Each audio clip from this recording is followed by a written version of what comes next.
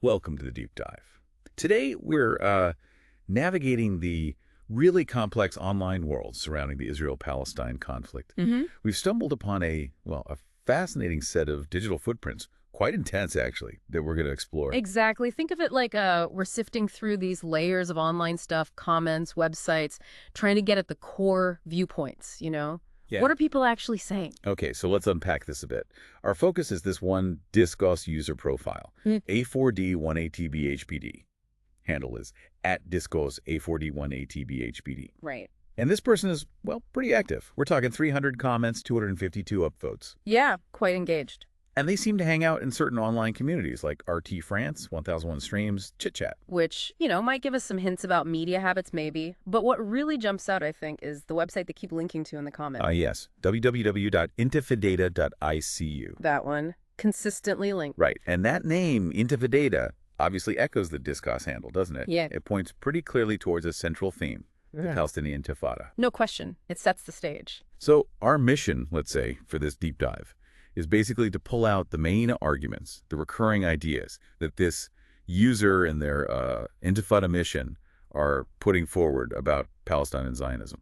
We want to grasp the narrative they're constructing online. What's the core message? Precisely. Understand the perspective. Yeah. So getting into the details, I mean, just the volume of activity, right? 300 comments, all those upvotes. It suggests someone's putting a lot of energy into this. A significant investment, for sure.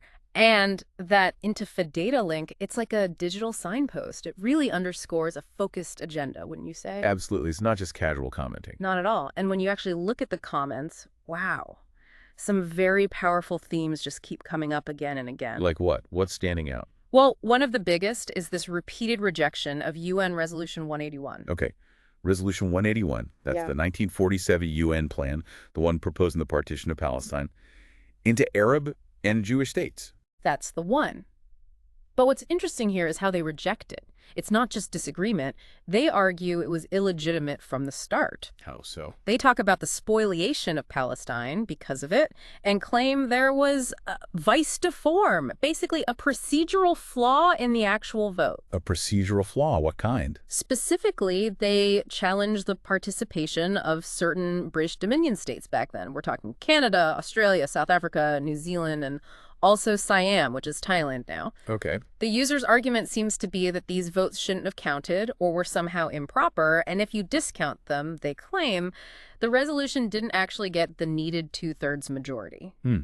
So they're going after the very legality of the vote itself. Exactly. It's a fundamental challenge to the established legal and historical basis, arguing it's built on a faulty process. Which is, I mean, that's a pretty significant claim against the internationally recognized groundwork, Yeah. right? It is. It really speaks to a deep sense of historical grievance, a feeling that the whole thing started on unjust grounds, and they want to contest that narrative. Okay.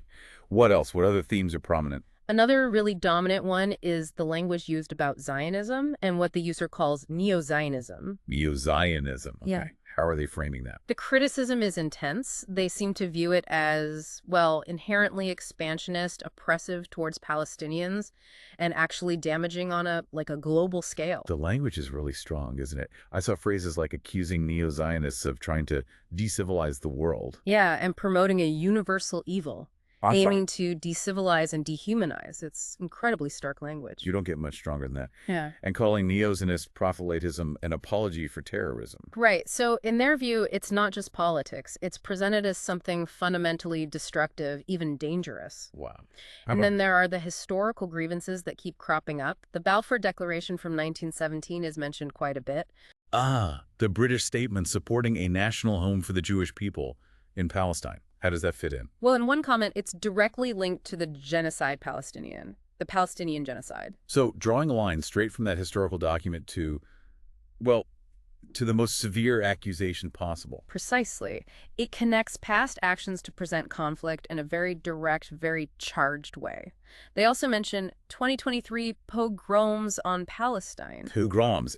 That's a heavy word with specific historical connotations. Extremely heavy. It usually means organized violence against a group. Yeah. And they attribute these alleged pogroms to the puissance mandataire ou occupante britannique, the British Zionist mandatory or occupying power. So linking past British rule and present Zionist actions using this term pogrom, it's clearly meant to evoke strong historical parallels. Definitely. It's highly provocative, aiming to frame current events through that historical lens of persecution. Okay, so we have the UN vote challenge, the critique of Zionism, the historical grievances. What else? There's also this thread about a call to action, resistance. They talk about an Armée de 1000. An army of 1,000. What's that about? It's described as an invisible first garrison. And interestingly, it operates depuis le sixième continent, from the sixth continent. The sixth continent. What do you think that means? A metaphor, presumably? Almost certainly. It sounds very much like a reference to the internet, right? Or maybe some kind of decentralized digital space. An invisible army operating online. That seems to be the implication, especially with the command structure described as decentralisé on 1,000 quarks Intifadata, decentralized into 1,000 bodies, or Intifadata nodes.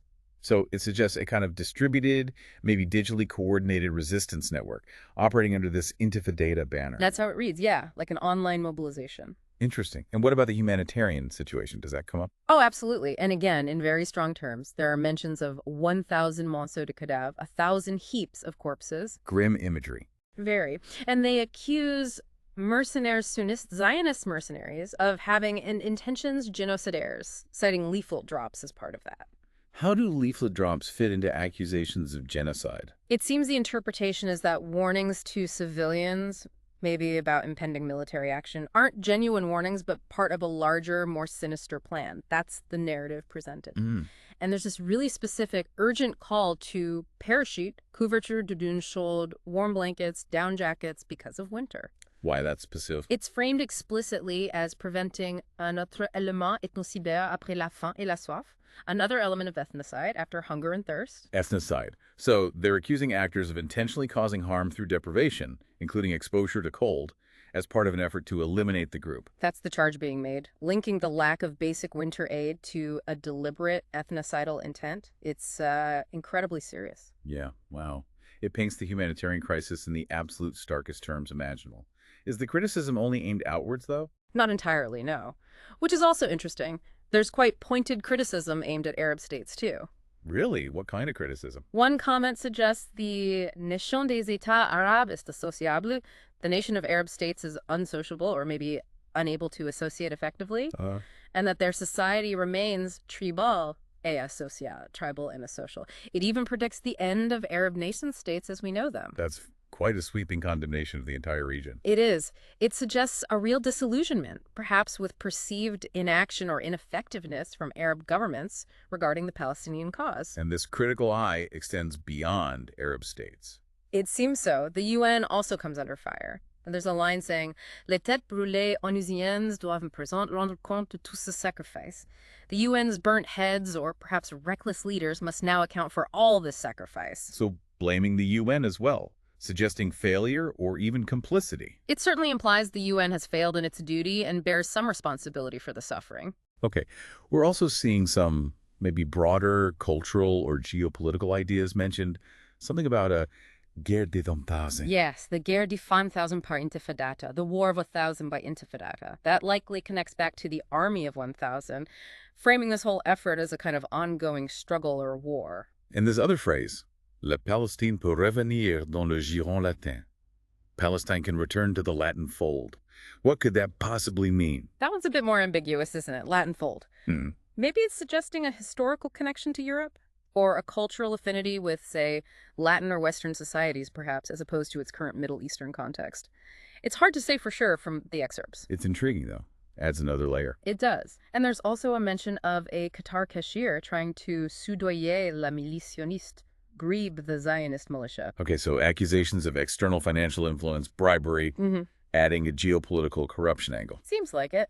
And then perhaps one of the boldest claims. Go on. They assert a where victoire juridictionnelle, a first jurisdictional victory related to something called Justice 360. A legal victory. What did it achieve, according to them? Supposedly, it led to the invalidation of Resolution 181. The UN resolution we talked about earlier. They claim a legal victory invalidated it. That's the claim made in the comments. The specifics of Justice 360 aren't detailed, but the outcome claimed is huge. Immense.